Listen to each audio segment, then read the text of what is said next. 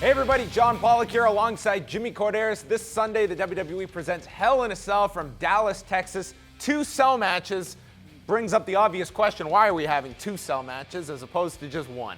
I wouldn't have minded the 2 cell matches if the matches would have been flip-flop. I would have rather had John Cena versus Seth Rollins and Ambrose versus Randy Orton. That would have made more sense to me, only in the sense that you're giving the WWE Universe what they want in Rollins and Ambrose, but now they don't want to see Cena and Orton again. Yeah, that seems to be the argument here, is that they wanted to have 2 cell matches. You don't necessarily have 2 real issues for the 2 matches. I like the idea of Rollins and Ambrose. They are probably going to be in the headlining spot, you would assume, but we'll find out on Sunday. Do you think they go on last? Because they are the ones that have the traction here of this feud, which subsequently the blow-off should be this Sunday at the pay-per-view. I think it has to go on last for 2 reasons. One, that is the main issue. Like you said, there's no real issue between John Cena and Randy Orton, except they've been battling each other for years. And the second reason is, if they don't put them on last, I think there's going to be a backlash. In the minds, perception is reality in professional wrestling.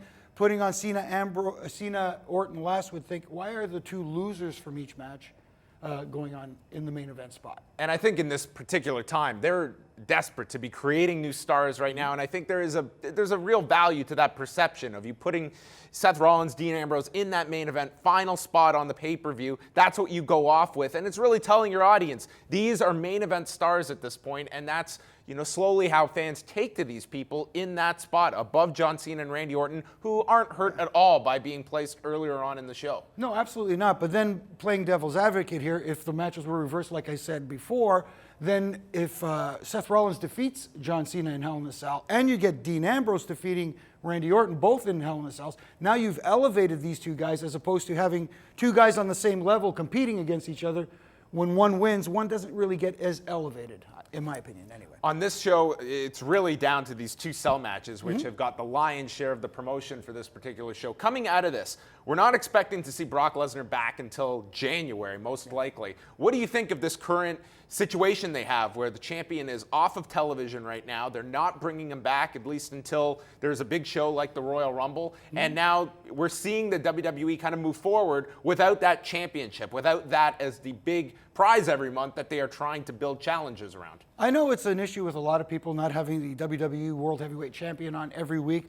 I don't mind it. And the fact right now is there's nobody to challenge Brock Lesnar. I mean, who do you put in there as a sacrificial lamb at the pay-per-view? There's nobody that stands up. That's why maybe that's the direction they're going with Cena and Orton. The winner of that. Maybe Orton's the next guy. The Viper goes on to challenge for the World Heavyweight Championship. I don't know, but there has to be somebody credible in the eyes of the fans in place before they have somebody face Brock Lesnar. Also, a lot of teases that they're kind of going to be switching Randy Orton over to the babyface side of things. I mean, you have Survivor Series in St. Louis next month. There's a lot of kind of the way they're building things with Rollins. That's what I expect the match to be coming out of this particular pay-per-view. Also on the show, though, the big battle of Nikki and Brie Bella. We're finally going to get this after the SummerSlam breakup. You know what? Maybe the less I say about this, the better. This could have been our 3rd Hell in a Cell.